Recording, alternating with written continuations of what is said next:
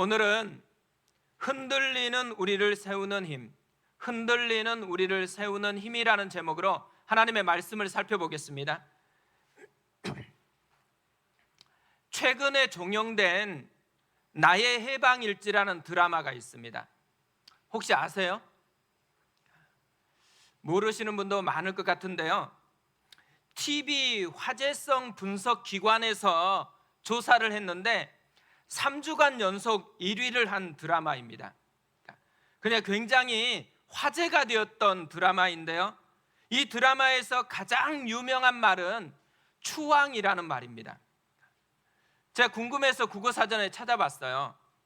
추앙은 높이 받들어 우러러 봄, 이런 의미입니다. 여자 주인공이 매일 술만 마시는 남자 주인공에게 갑자기 찾아가서는 이렇게 말을 해요. 왜 매일 술 마셔요? 아니면 뭐해? 할 일 줘요? 술 말고 할 일 줘요? 날 추앙해요. 난 한 번도 채워진 적이 없어. 그러면서 욕들이 계속 나와요. 욕은 빼고. 그러니까 날 추앙해요. 가득 채워지게. 난 한 번은 채워지고 싶어. 그러니까 날 추앙해요. 사랑으로는 안 돼. 추앙해요. 나중에 이 남자 주인공이요, 이렇게 물어요. 추앙은 어떻게 하는 건데? 응원하는 것. 넌 뭐든 할 수 있다. 뭐든 된다. 응원하는 것.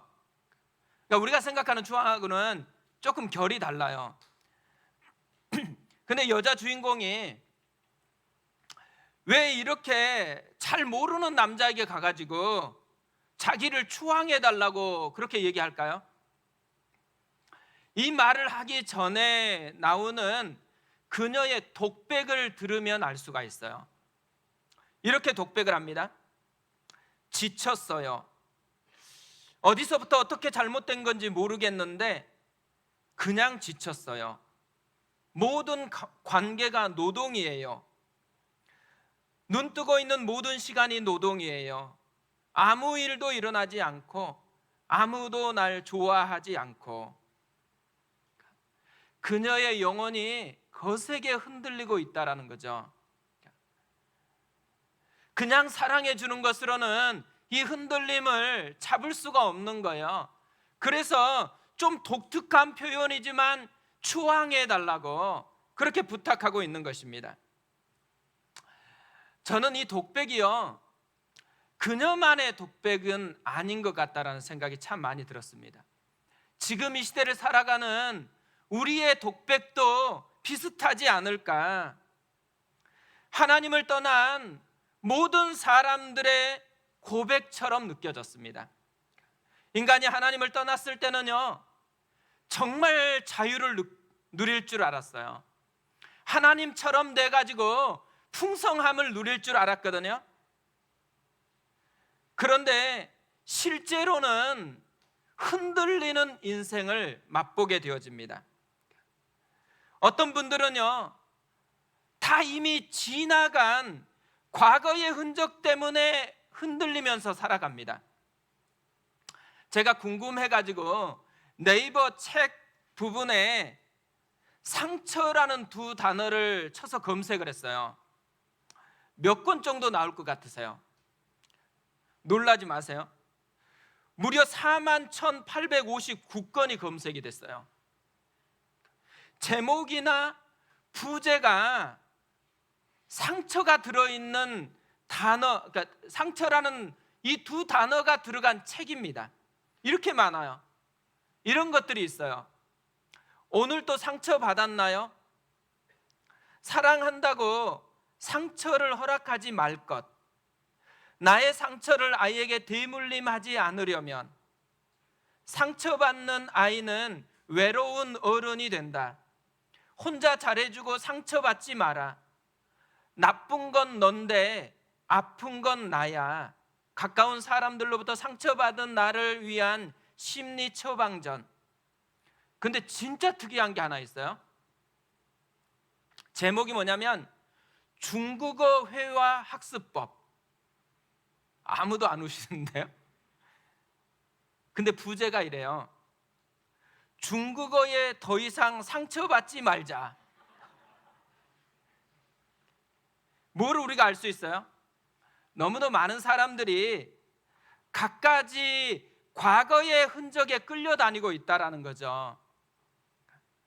어떤 분들은 과거가 아니고 현재 자신의 문제 때문에 흔들려요. 또 어떤 분들은 아직 오지도 않은 미래인데 미리 갑을 해가지고 흔들리고 있습니다. 이렇게 흔들리는 것은요, 믿음이 없는 사람들만 흔들리는 게 아니에요. 또 믿음이 연약한 사람들만 흔들리는 게 아니에요. 사도 바울도 흔들렸습니다. 깊은 영성의 소유자였던 사도 바울마저 흔들리고 있다라는 거죠. 사도 바울의 인생을 흔드는 바람이 두 가지로 오늘 본문에 나와요. 하나는 데살로니가 교회였습니다.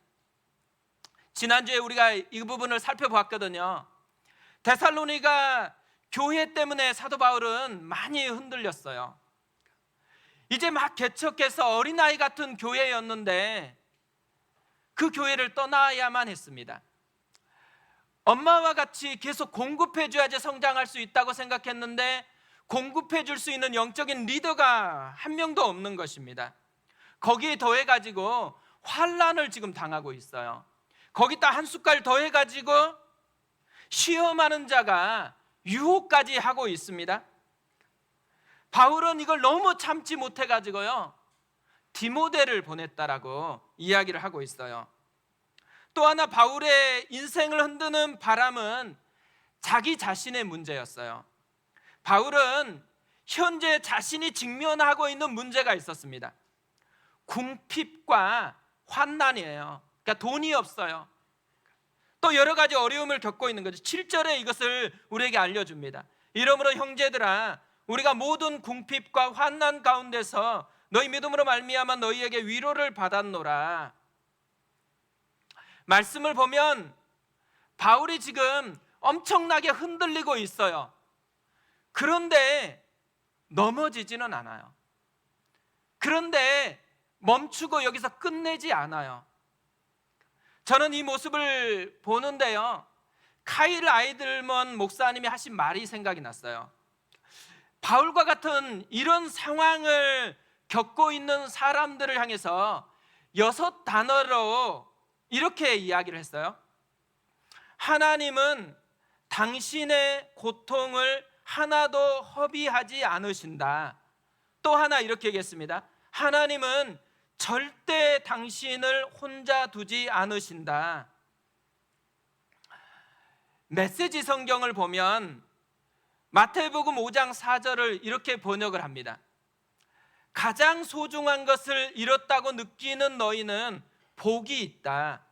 그때야 너희는 가장 소중한 분의 품에 안길 수 있다. 근데 바울이 이 말씀을 경험하고 있다라는 거예요. 바울은 흔들리게 하는 바람만 경험하고 있는 게 아니에요. 그 바람을 하나도 허비하지 아니하시는 하나님을 함께 맛보고 있다라는 거죠. 그 바람 속에서도 든든하게 자신의 영혼을 세우시는 하나님의 힘을 맛보고 있다라는 거예요. 바울이 누리고 있는 흔들리는 영혼을 세우는 하나님의 힘이 무엇이었을까요? 오늘 말씀을 묵상하다가 두 가지를 발견했습니다. 하나는 사람들이 주는 힘이에요.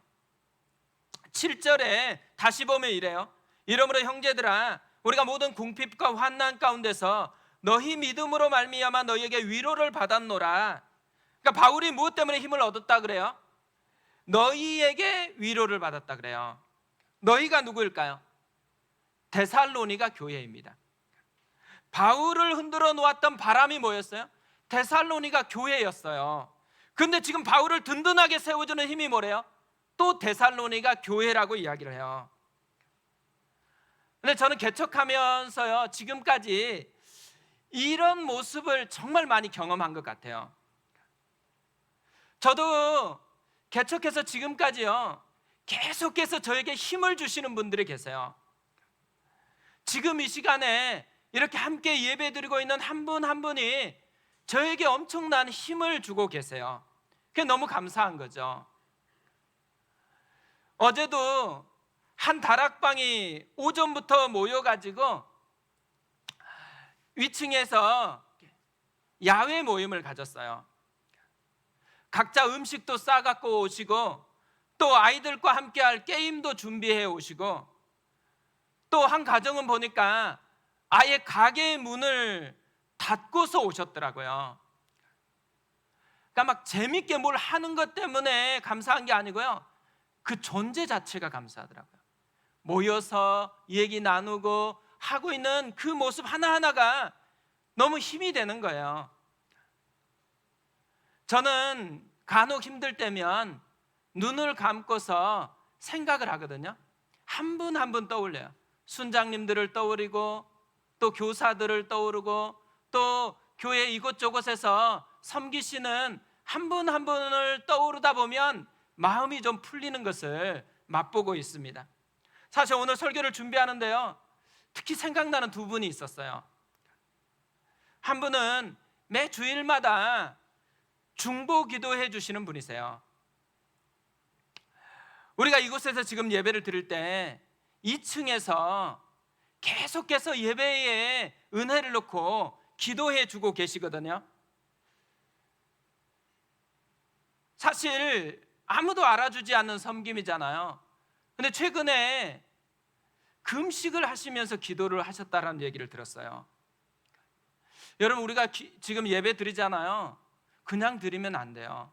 어떤 분은 은혜를 얻을 수 있도록 금식하면서 지금 영혼들을 품고서 기도하고 있는 예배가 오늘 우리의 예배거든요. 전 그게 얼마나 힘이 됐는지 몰라요. 또 한 분은요, 매 주일 카메라로 저기서 섬겨주시는 우리 집사님이세요. 사실 우리 집사님은 우리 교회에서 가장 큰 형님이세요. 가장 큰 형님이 나이 들었다고 뒤로 빠지는 게 아니고 앞장서서 계속해서 섬겨주시는 저 모습만 봐도 너무 감사한 거예요. 그리고 힘이 되어지는 것이죠. 근데 얼마 전에는 굉장히 비싼 고가의 카메라를 구입하셨어요. 왜 구입했는지 아세요? 좀 더 좋은 사진으로 이렇게 찍어서 좀 섬기려고. 간혹 이렇게 앞에 나와가지고 사진 이렇게 찍고 그러면 불편하신 분들이 좀 있죠. 근데 저는 감사하더라고. 그 앞에서 찍고 옆에서 찍고 뒤에서 찍고 해도 그 하나하나 모습 속에 뭐가 담겨 있어요? 마음. 영혼을 조금 더 부유하게 섬기고자 하는 하나님이 주신 마음이 담겨 있으니까 그게 너무 기쁘고 감사함을 주더라고요. 제가 할 수 있는 것은요, 저 카메라에서 자리가 조금 중앙에서 이동을 좀 곁으로 가서 이쪽으로 이동해달라고 사인하면 움직이는 거예요. 그거밖에는 제가 이렇게 반응할 수는 없거든요. 그런데도 보면 되게 힘이 되는 거예요. 바울을 세우기 위해서 하나님이 주신 힘이 뭐냐면 데살로니가 교회의 사람들이었어요. 이들이 바울을 힘들게 했죠, 사실. 그런데 그들이 또 위로를 주고 힘을 준다라는 거죠. 그러니까 우리 곁에 있는 지체들이요, 우리의 힘이에요, 힘. 옆에 있는 분들 한번 보세요. 이분들이 왜 옆에 있냐면 우리 힘 받으라고. 우리의 힘입니다. 그런데 바울이 데살로니가 교회의 성도들의 어떤 면을 보고서 힘이 되었다고 하고 있을까요? 7절에 보면 너희 믿음으로 말미암아 이렇게 얘기해요. 믿음 때문에. 또 8절에서는 이렇게 얘기합니다. 그러므로 너희가 주 안에서 굳게 선즉 우리가 이제는 살리라. 어떤 믿음이라는 거예요? 주 안에서 굳게 서게 하는 믿음이라는 거예요. 흔들리는 상황 속에서 믿음이 작동하는 모습을 보니까 힘이 난대요. 과거에 작동했던 믿음이 아니고 지금 이 순간에 작동하는 믿음을 보니까 힘이 난대요. 편안하고 안락하니까 믿음이 작동하는 게 아니에요. 유혹도 있고 힘든 게 있는데 그 순간에 믿음이 작동하는 모습을 보니까 너무 마음에 힘이 된다라고 그렇게 이야기를 하고 있습니다. 아마 순장님들은 이걸 너무 잘 이렇게 맛보고 있을 거예요. 또 교사들은 이걸 정말 깊이 맛보고 있을 거라고 생각합니다. 순장이나 교사나 영혼을 섬기다 보면요, 가장 큰 위로가 뭐냐면 영혼들이 믿음으로 세워져 가는 것을 보는 것이죠. 그 이상 큰 힘이 되는 것은 없는 것 같아요. 저도 마찬가지인 거잖아요. 교회를 개척한 후에 가장 감사한 거, 믿음이 작동하는 스토리를 계속해서 듣는 것이에요.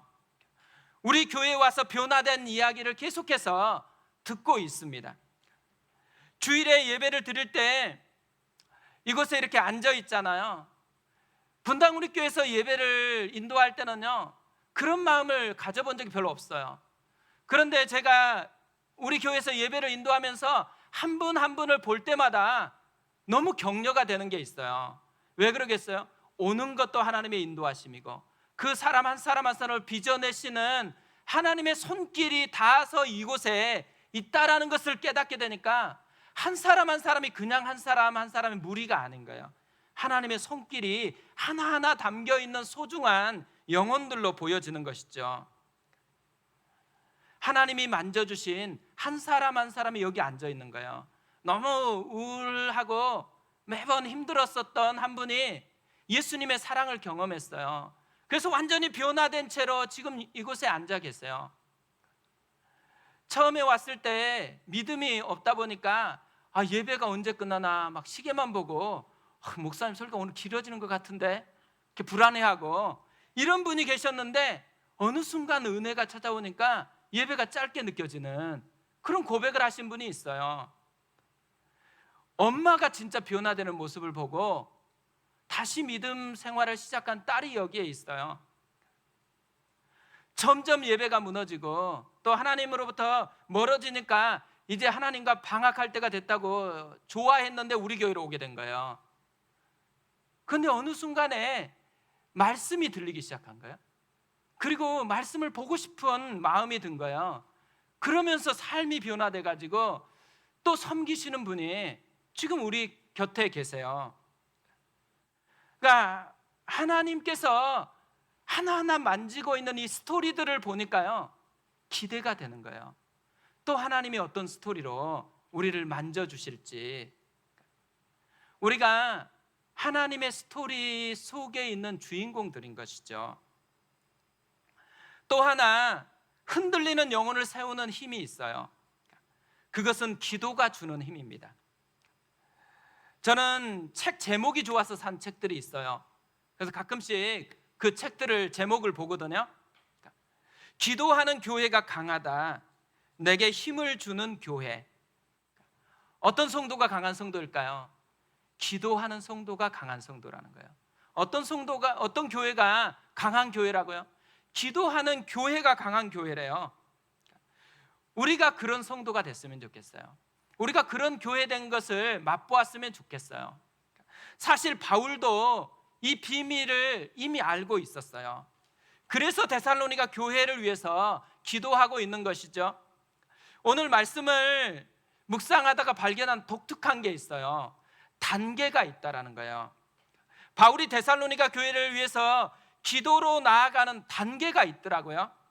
우리는 보통 힘들 때 기도로 나아가도록 시작을 하잖아요. 근데 바울은 힘들어서 기도한 게 아니에요. 첫 번째 단계가 뭐냐면 기뻐서 출발을 합니다. 9절에 이렇게 되어 있어요. 우리가 우리 하나님 앞에서 너희로 말미암아 모든 기쁨으로 기뻐하니 너희를 위하여 능히 어떠한 감사로 하나님께 보답할까. 바울이 데살로니가 교회 성도들의 모습을 보니까 너무 기뻤어요. 그런데 이 기쁨에서 멈추지 않고 한 단계 더 나아갔는데 감사로 나아가요. 데살로니가 교회 성도들을 감사한 게 아니에요. 하나님께 감사하는 것으로 나아갑니다. 왜 바울이 데살로니가 교회 성도들에게 감사하지 않고 하나님께 감사하려고 할까요? 이들의 변화 속에서요, 역사하시는 하나님의 손길을 발견한 것이죠. 이들을 바꾸시는 하나님을 발견했다라는 거예요. 하나님의 손길을 깨닫게 되자 바울이 이제는 한 단계 더 나아가요. 감사를 넘어가지고 기도하는 단계로 넘어갑니다. 10절에 이렇게 되어 있어요. 주야로 심히 간구함은 너희 얼굴을 보고 너희 믿음이 부족한 것을 보충하게 하려 함이라. 그러니까 그냥 기도했다라는 게 아니에요. 주야로 심히 간구했대요. 수평적인 성도들과의 관계에서 시작을 했잖아요. 근데 하나님과의 수직적인 관계로 승화되고 있습니다. 우리도 사실은 바울과 같은 은혜를 누리고 있는 사람이라고 생각해요. 전에 우리가 서로 잘 몰랐잖아요. 우리 교회로 지금 함께 와서 예배를 드리고 또 만나가지고 교제를 하고 있습니다. 교제를 하다 보니까 한 사람 한 사람을 빚어내시는 하나님의 손길이 보이기 시작하는 거예요. 그러니까 감사하죠. 또 감사하는 것에 멈춰 있지 않잖아요. 그 영혼을 위해서 이제는 기도하고 있는 거예요. 더 강건해질 수 있도록 기도하고 있는, 우리가 지금 다락방에서 하고 있는 이 모습이 그대로 바울에게서 이루어지고 있는 것이죠. 바울이 기도하는데 무엇을 놓고 기도했을까요? 세 가지를 구하고 있더라고요. 첫 번째로는 믿음입니다. 10절과 11절에 다시 보면 데살로니가로 나아갈 길을 구하는데 왜 데살로니가로 가려고 하느냐? 믿음에 부족한 것을 보충하기 위해서, 믿음을 위해서 기도하는 것이죠. 두 번째로는 사랑이에요. 12절에 이렇게 되어 있습니다. 또 주께서 우리가 너희를 사랑함과 같이 너희도 피차간과 모든 사람에 대한 사랑이 더욱 많아 넘치게 하사. 세 번째로는 소망이더라고요. 13절에 이렇게 되어 있습니다. 너희 마음을 굳건하게 하시고 우리 주 예수께서 그의 모든 성도와 함께 강림하실 때에 하나님 우리 아버지 앞에서 거룩함에 흠이 없게 하시기를 원하노라. 그러니까 결국 바울이 기도하는 게 믿음, 사랑, 소망이잖아요. 근데 우리가 1장에서 보았지만요, 데살로니가 교회가 가지고 있는 진짜 독특한 특징이 하나 있었어요. 가장 큰 특징, 1장 3절에서 이렇게 이야기합니다. 너의 믿음의 역사와 사랑의 수고와 우리 주 예수 그리스도에 대한 소망의 인내를 우리 하나님 아버지 앞에서 끊임없이 기억함이니. 그러니까 데살로니가 교회가 어떤 교회라는 거예요? 믿음의 역사가 있고 사랑의 수고가 있고 소망의 인내가 있는 교회라는 거예요. 또 디모데도 돌아와가지고는 믿음이 있다라고 얘기하고 사랑의 기쁜 소식을 바울에게 알려주었거든요. 무슨 말이에요? 세 가지가 전혀 없기 때문에 구하는 것이 아니라는 거예요. 있는데도 다시 구하고 있다라는 거잖아요. 왜 있는데 다시 구하고 있을까요? 오늘의 풍차를 돌리기 위해서는 오늘의 바람이 필요하기 때문에 그래요. 어제의 하나님이 아니라 오늘 나의 하나님을 경험하기 원하기 때문이라는 거죠. 또 하나요, 성장하는 게 뭔지를 알기 때문에 그래요. 성장한다라는 것은 새로운 것을 더 경험하는 게 아니라는 거예요. 본질이 되는 것을 더 깊고 풍성하게 나의 사건으로 경험하는 것이 성숙이고 성장이라는 것이죠. 우리가 이런 성숙을 맛보았으면 좋겠어요. 사실 오늘 말씀을 묵상하다가요, 저는 사도 바울에게 두 가지가 가득하다라는 걸 발견했어요. 하나는 바울을 흔들어 놓는 바람들이 가득해요. 또 하나는 하나님이 가득합니다. 이렇게 삶을 흔들어 놓는 바람 속에서도요, 놀랍게 함께 하시는 하나님이 가득하다라는 거예요. 이것을 사도 바울은 그 하나하나의 한 절 한 절에서 우리에게 보여주고 있어요. 9절에서 보면 우리 하나님 앞에서 하나님께 보답할까, 두 번이나 하나님이 나와요. 11절부터도 보세요. 하나님 우리 아버지와 우리 주 예수는 또 12절에서는 주께서, 13절에서는 우리 주 예수께서 하나님 우리 아버지 앞에서 매번 한 절 한 절마다 하나님이 나오고 있어요. 하나님이 가득하다라는 얘기잖아요. 인생을 흔들어 놓는 바람만 가득하게 불어오는 게 아니고 그 바람 속에서 자신을 강하게 붙들어 주시는, 든든히 세워주시는 하나님이 함께하고 있다라는 것이죠. 우리도 마찬가지라는 거예요. 우리의 인생에 바람 없는 인생이 어디에 있겠어요? 다 강한 바람이 불어오고 있습니다. 그런데 이것만 보는 사람은 불행해요.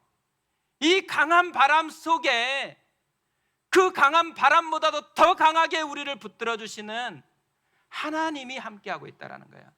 하나님의 손길이 우리 곁에 함께하고 있다는 것이죠. 사실 저는 오늘 설교를 준비하면서요, 저에게 이게 되게 위로가 됐어요. 최근에 학교에서 교실이 부족해가지고 어린이 부시라고 식당을 교실로 바꾼다라는 연락을 받았어요. 학교도 불편해서 그렇게 하는 건데 우리도 굉장히 불편해졌습니다. 어린이부도 불편해지고, 근데 특히 이제 우리는 식당이 얼마나 좋았어요.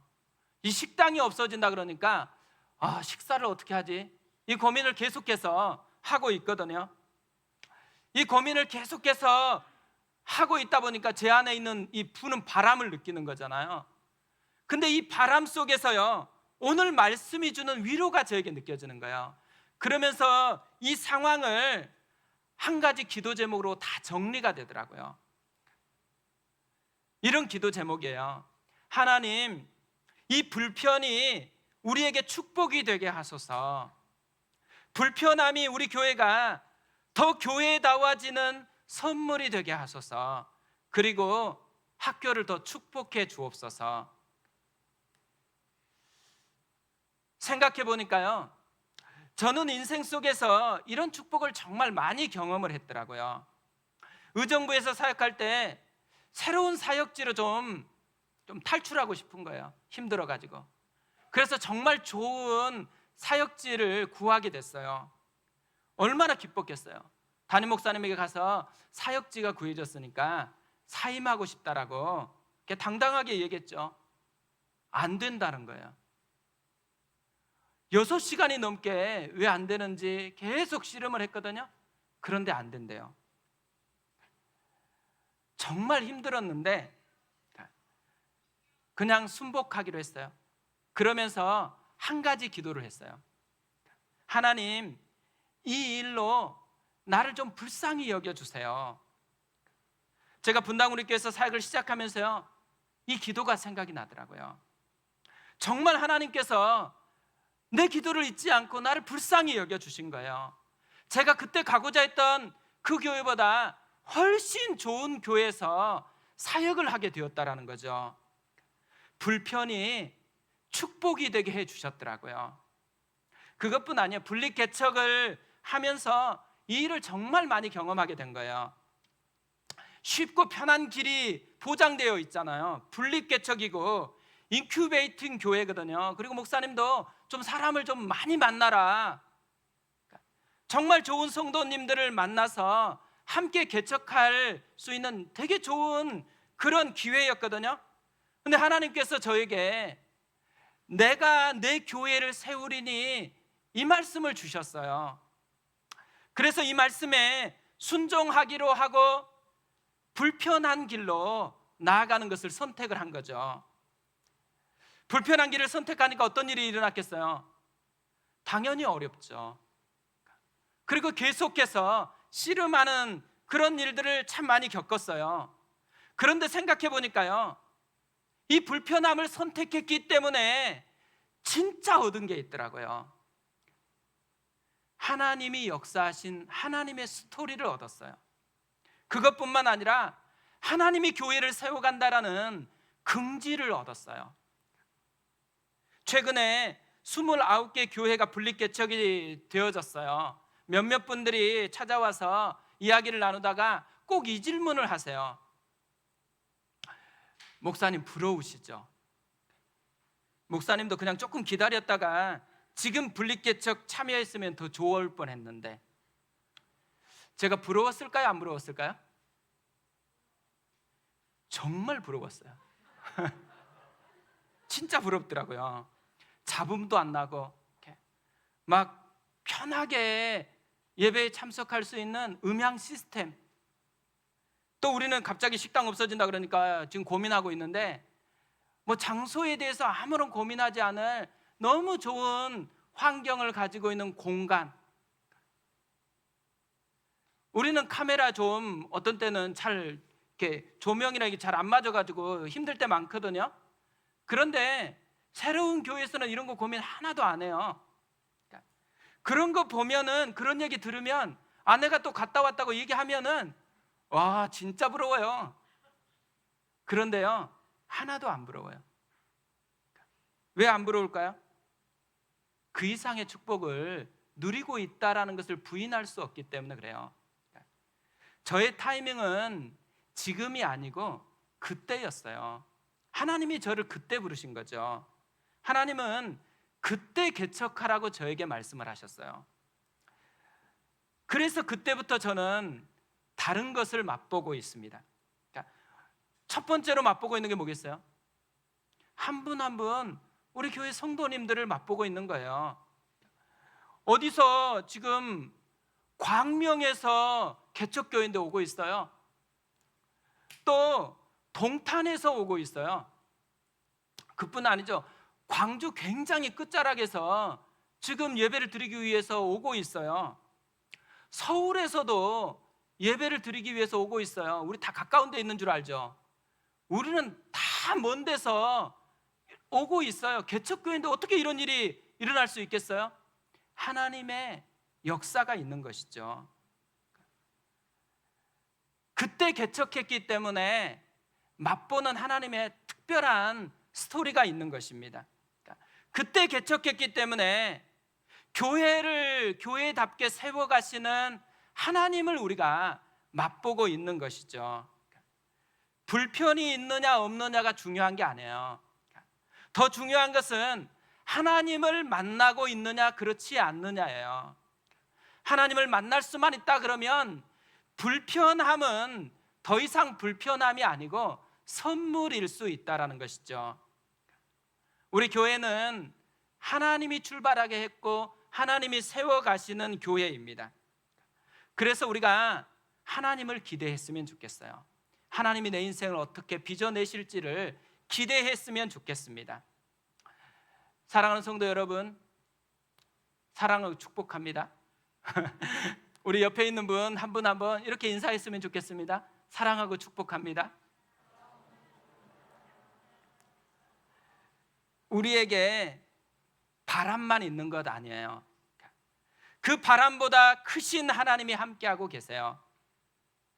그 바람조차 허비하지 아니하시고 복으로 바꾸시는 우리 주님이 우리 곁에 가득 함께하고 계세요. 그 주님을 바라보는 한 주간 되셨으면 좋겠습니다. 우리